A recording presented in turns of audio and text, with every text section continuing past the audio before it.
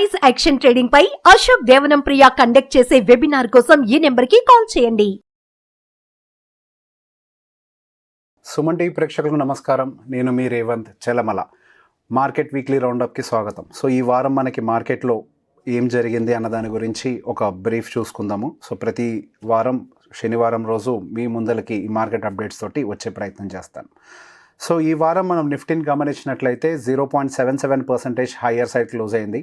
అదే మనకి వాళ్ళ డేట్ 12వ తారీఖు. సో మంత్లీ డేటా గమనించినట్లయితే నిఫ్టీ దాదాపుగా 2.1% హయ్యర్ సైడ్ క్లోజ్ అయింది. అండ్ పర్టికులర్గా బ్యాంక్స్ అయితే డౌన్ సైడ్ పుల్ చేశాయి, బట్ ఐటీ సెక్టార్ మాత్రం అటు నిఫ్టీని అయితే చాలా బాగా సపోర్ట్ చేసింది. సో శుక్రవారం నాడు అంటే 12వ తారీఖు రోజు పర్టికులర్గా మనకి ఐటీ సెక్టార్ ఒకటే దాదాపుగా 4.4% హయ్యర్ సైడ్ క్లోజ్ అయింది. అండ్ మంత్లీ డేటా గమనించినట్లయితే ఆల్మోస్ట్ 7.8%. సో ఐటీ మనకి ఒక మంచి సపోర్టింగ్గా నిలబడింది నిఫ్టీకి. సో దానికి మెయిన్గా ట్రిగ్గర్ రీజన్ వచ్చేసరికి there is no doubt TCS యొక్క రిజల్ట్స్. టీసీఎస్ రిజల్ట్స్ మార్కెట్లో మనకి అంటే సూపర్ రిజల్ట్స్ అని చెప్పడానికి అయితే లేదు, కాకపోతే ఎక్స్పెక్టేషన్స్ని అయితే మీట్ అయ్యాయి. ఎక్స్పెక్టేషన్స్ మీద కొంచెం బెటర్గా వచ్చినట్టుగా కనిపిస్తుంది. సో దానివల్ల పర్టికులర్గా మనకి ఐటీ సెక్టార్లో మంచి ర్యాలీ అయితే కనిపిస్తుంది. సో బేసిక్గా ఐటీ సెక్టార్ నుంచి మంచి రిజల్ట్స్ అనేవి అయితే ఎక్స్పెక్ట్ చేయట్లేదు, కానీ టీసీఎస్ నుంచి వచ్చినటువంటి రిజల్ట్స్ మార్కెట్ని కొంతవరకు సాటిస్ఫై చేయడం వల్ల మనకి నిఫ్టీలో కూడా ఒక మంచి మూమెంటం రావడానికి అయితే ఉపయోగపడింది. అండ్ నెక్స్ట్ బ్యాంక్ నిఫ్టీ మనం గమనించినట్లయితే ఈ వారంలో -0.63% డౌన్ సైడ్ క్లోజ్ అయింది. అదే మంత్లీ డేటా అయితే -0.1%. మనం ఇందాక అనుకున్నట్టుగానే పర్టికులర్గా మనకి బ్యాంక్స్ అయితే కొంతవరకు డౌన్ సైడ్ పుల్ చేయడం అయితే అబ్జర్వ్ చేస్తున్నాం. అండ్ అదే mid cap and small cap కూడా పెద్దగా ఏమీ రిటర్న్స్ ఇవ్వలేదు. మిడ్ క్యాప్ అయితే -0.3% క్లోజ్ అయింది. అండ్ మంత్లీ డేటా ఈ జూలై మంత్ డేటా ప్రకారం అయితే 2.18% హయ్యర్ సైడ్లో ఉంది. అండ్ స్మాల్ క్యాప్ అయితే -0.25% డౌన్ సైడ్ క్లోజ్ అయింది ఈ వారంలో. అండ్ మంత్లీ డేటా గమనిస్తే 3.25% హయ్యర్ సైడ్ క్లోజ్ అవడం అయితే మనకి స్మాల్ క్యాప్లో గమనిస్తున్నాం. అండ్ సో పర్టికులర్గా మనకి ఈ ఏదైతే మూమెంటం ఉందో ఆ మూమెంటం కొంతవరకు స్లో డౌన్ అవుతున్నట్టుగానే కనిపిస్తుంది, అటు మిడ్ క్యాప్లో కానీ స్మాల్ క్యాప్లో కానీ. అండ్ మనకి పర్టికులర్గా నిఫ్టీ కొంతవరకు 2% హయ్యర్ సైడ్ అంటే మనం మాట్లాడుకున్నట్టుగా సెక్టార్స్ కొద్దిగా సపోర్ట్ చేస్తున్నాయి. అండ్ ఐటీ సెక్టార్ నిఫ్టీలో కొంచెం మంచి వెయిటేజ్ ఉంటుంది కాబట్టి వాటిల్లో వచ్చేటువంటి మూమెంటం అనేది మనకి బాగా ఉపయోగపడుతుంది. అండ్ రాబోతుందంతా కూడా రిజల్ట్ సీజనే. మనకు ఫస్ట్ టీసీఎస్ తోటి రిజల్ట్స్ స్టార్ట్ అయ్యాయి. సో గోయింగ్ ఫర్దర్ ఇంకా రాబోతుందంతా కూడా రిజల్ట్ సీజనే కాబట్టి రిజల్ట్స్ బేస్డ్గానే ఎక్కువగా మార్కెట్ రియాక్ట్ అవ్వడానికి అయితే అవకాశాలు కనిపిస్తున్నాయి. సో ఈ వారంలో మనకి ఆర్బీఐ డిప్యూటీ గవర్నర్ గారు కొంతవరకు కన్సర్న్స్ని అయితే చూపించారు. సో పర్టికులర్గా మనకు ఫైనాన్స్ సెక్టార్ సీఈఓస్ అంటే బ్యాంక్స్ అవ్వచ్చు, ఎన్బిఎఫ్సిస్ అవ్వచ్చు, ఆ సీఈఓస్ తోటి ఒక మీటింగ్ జరిగింది. ఆ మీటింగ్లో ఆర్బీఐ డిప్యూటీ గవర్నర్ గారు కొన్ని కన్సర్న్స్ని అయితే రేస్ చేశారు. సో పర్టికులర్గా ఫ్రాడ్లెంట్ ట్రాన్సాక్షన్స్ కానీ ఫ్రాడ్లెంట్ యాక్టివిటీ ఏదైతే పర్టికులర్గా జరుగుతుందో ఈ బ్యాంక్స్లో దాన్ని ప్రాపర్గా రిపోర్ట్ చేయట్లేదు అని వాటిని ప్రాపర్గా ఐడెంటిఫై కూడా చేయలేకపోతున్నారు అనే ఒక కన్సర్న్ అయితే బాగా రేస్ చేస్తున్నారు. సో దాని మీద కొంతవరకు గ్రౌండ్ వర్క్ అయితే చేయాలి, టెక్నాలజీని కూడా ప్రాపర్గా అప్గ్రేడ్ చేయాలి. అండ్ ఆర్బీఐ ప్రతి ఒక్కదాన్ని మానిటర్ చేయాలంటే కుదరదు. సో బ్యాంక్ సైడ్ నుంచే ఈ ఫ్రాడ్లెంట్ యాక్టివిటీ ఏదైతే ఉంటుందో ఆ యాక్టివిటీని ఐడెంటిఫై చేసి వాటిని కొంతవరకు నియంత్రించే ప్రయత్నం చేయాలని చెప్తున్నారు. అండ్ అదొకటే కాకుండా ఈ ఎవర్ గ్రీనింగ్ ఆఫ్ లోన్స్ అంటే సింపుల్గా చెప్పాలి అని అంటే ఇప్పుడు ఫర్ ఎగ్జాంపుల్ మీరు ఒక లోన్ తీసుకున్నారు, మీరు కట్టలేని పరిస్థితిలో ఉన్నప్పుడు కొన్ని బ్యాంక్స్ ఏం చేస్తున్నాయంటే మిమ్మల్ని పిలిపించి మా దగ్గర ఉన్న అమౌంట్ తోటి మీ లోన్ని క్లియర్ చేసేసి మీకు మళ్ళీ ఫ్రెష్ లోన్ ఇష్యూ చేస్తాము అని చెప్తున్నాయి అనమాట. సో దీన్ని బేసిక్గా మనకి ఎవర్ గ్రీనింగ్ ఆఫ్ లోన్స్ అని అంటాము. సో దీనివల్ల నష్టం ఏంటి అని అంటే లోన్ బుక్ అనేది కొంతవరకు మ్యాన్యుపులేషన్ జరుగుతుంది. సో ఎవరైతే నిజంగా కట్టలేకున్నారో వాళ్ళని ఎన్పిఏ అంటే నాన్ పర్ఫార్మింగ్ అసెట్గా మెన్షన్ చేయాలి. అట్లా ఎన్పిఏగా మెన్షన్ చేయడం వల్ల ఆ బ్యాంక్స్కి కొంతవరకు వాళ్ళ నెంబర్స్ అనేది ఎఫెక్ట్ అవ్వడానికి అవకాశం ఉంటుంది. క్వార్టర్ నెంబర్స్ రిలీజ్ చేస్తూ ఉంటారు కదా రిజల్ట్స్ని, అందులో ఎన్పిఏ అనేది పెరుగుతుంది. కాబట్టి పర్టికులర్గా వాళ్ళు వాళ్ళ దగ్గర ఉన్న అమౌంట్ తోటి లోన్ క్లియర్ చేసి బ్యాంకుల్లో అగైన్ మళ్ళీ ఫ్రెష్ లోన్ ఇనిషియేట్ చేస్తున్నారు. సో బేసిక్గా ఈ ప్రాసెస్ అనేది కూడా కరెక్ట్ కాదు. మనకు అప్పుడు ఇట్లాంటి ప్రాసెస్ని కనుక కంటిన్యూ చేసినట్లయితే మనకి అసలు డేటా ఏముంటుంది అనేది తెలియదు. ఎప్పుడైనా ఏదైనా మేజర్ ప్రాబ్లం వచ్చినప్పుడు వీళ్ళందరూ అగైన్ డిఫాల్టర్స్గానే మిగిలిపోతారు.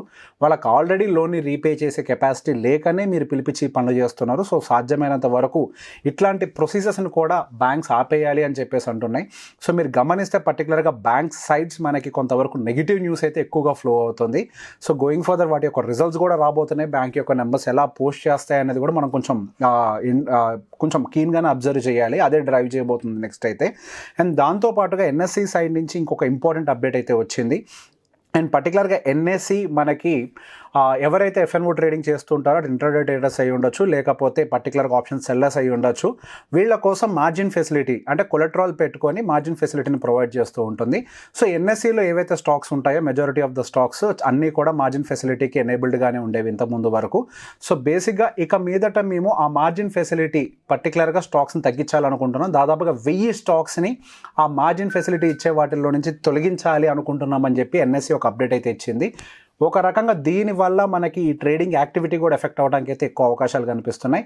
అండ్ పర్టికులర్గా ఏ స్టాక్స్ని అయితే ఆ 1000 స్టాక్స్ ఏవైతే మనకి ఆ మార్జిన్ ఫెసిలిటీ నుంచి అయితే తొలగించేస్తారో వాటిల్లో కొంతవరకు యాక్టివిటీ కనిపించడానికి కూడా ఎక్కువ అవకాశం ఉంటుంది. సో ఆ 1000 స్టాక్స్ ఏంటి అనేది మనకి క్లియర్గా ఎన్ఎస్సి వెబ్సైట్లో లిస్ట్ అయి ఉంటుంది. మీరు గూగుల్లో సెర్చ్ చేసినా దొరుకుతుంది.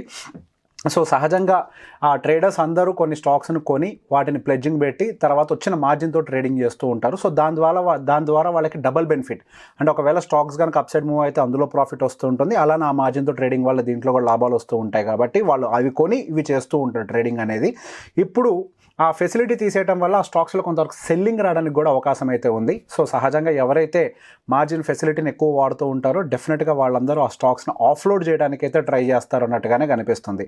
సో పర్టికులర్గా ఎన్ఎస్సి ఆ 1000 స్టాక్స్ని ఏవైతే రిమూవ్ చేసేసిందో ఒకసారి వాటి మీద కొంతవరకు మీరు కీన్గా అబ్జర్వేషన్ పెట్టాలి.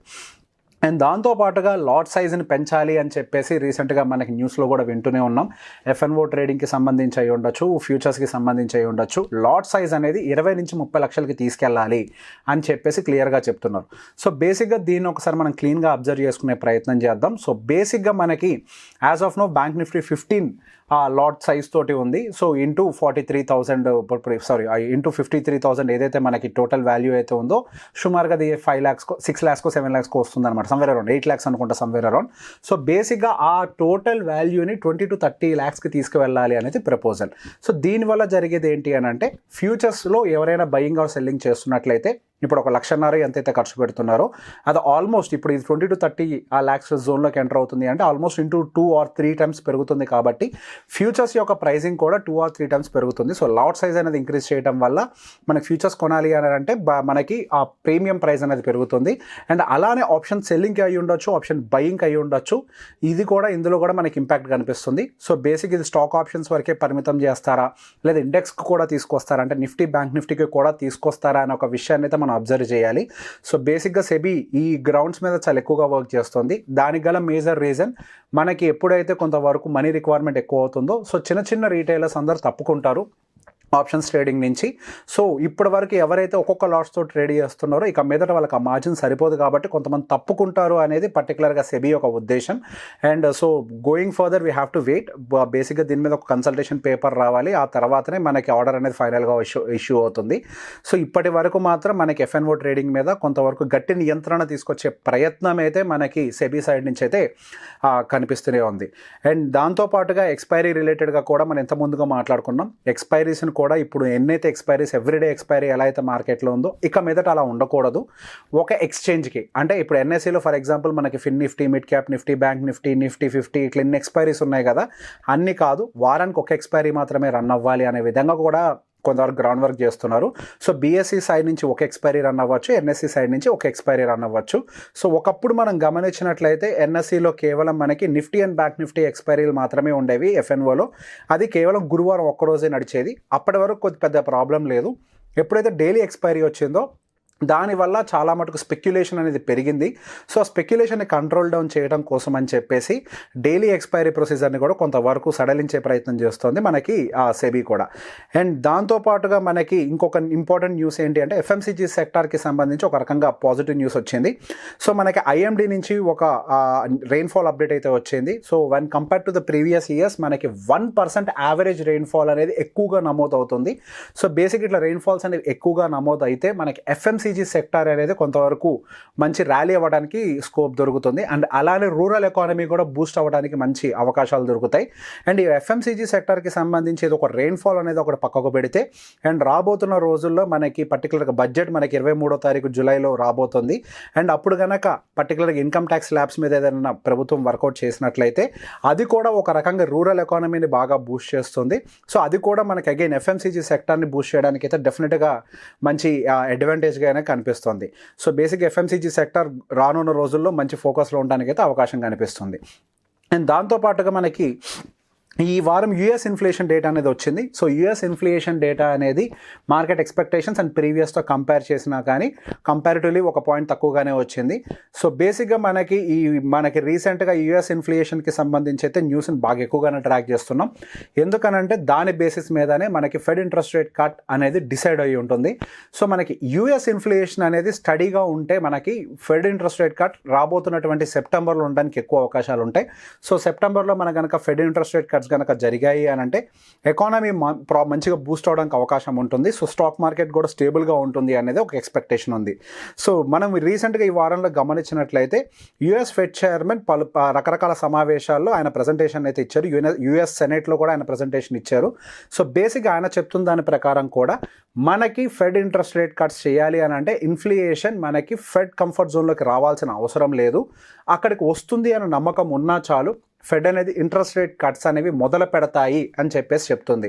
సో బేసిక్గా దాని వెనకాల అర్థం ఏంటి అని అంటే మనం ఇంకెక్కువ కాలం పాటు ఈ వడ్డీ రేట్లను ఇలానే కొనసాగించినట్లయితే మనకి యుఎస్ ఎకానమీ మీద బాగా ఒత్తిడి పెరగడానికి అవకాశం ఉంది. ఈ ఒత్తిడి టోటల్ ఎకానమీ స్లో డౌన్కే దారి తీయచ్చు. కాబట్టి మేము 2% ఇన్ఫ్లేషన్ రేట్ వచ్చేదాకా వెయిట్ చేయము.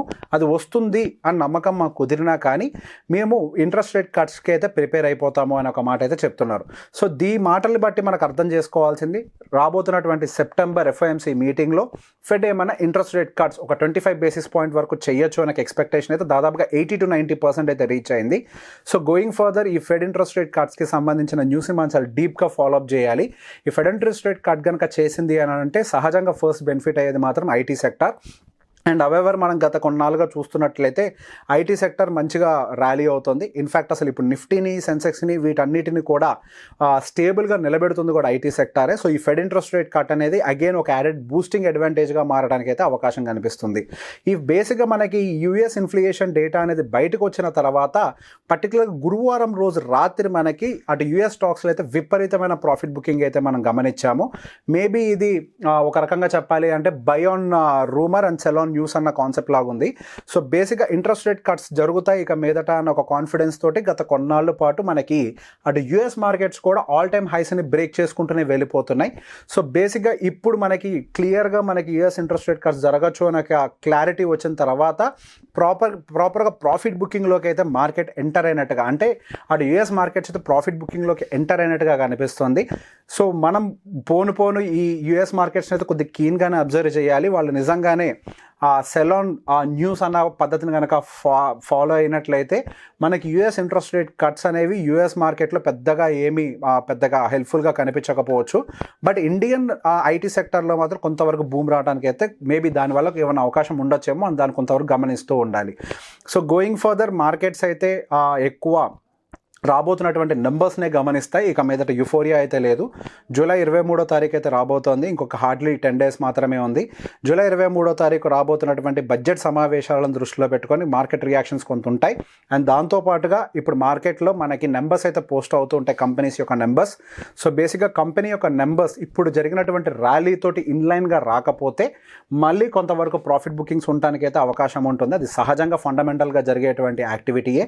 సో పర్టిక్యులర్గా ఏవైతే స్టాక్స్ బాగా ప్రీవియస్గా ర్యాలీ అయి ఉన్నాయో ఆ స్టాక్స్ యొక్క పర్ఫార్మెన్స్ని అంటే వాటి యొక్క నెంబర్స్ని మనం కన్సిస్టెంట్గా ఫాలోఅప్ చేస్తూ ఉండాలి.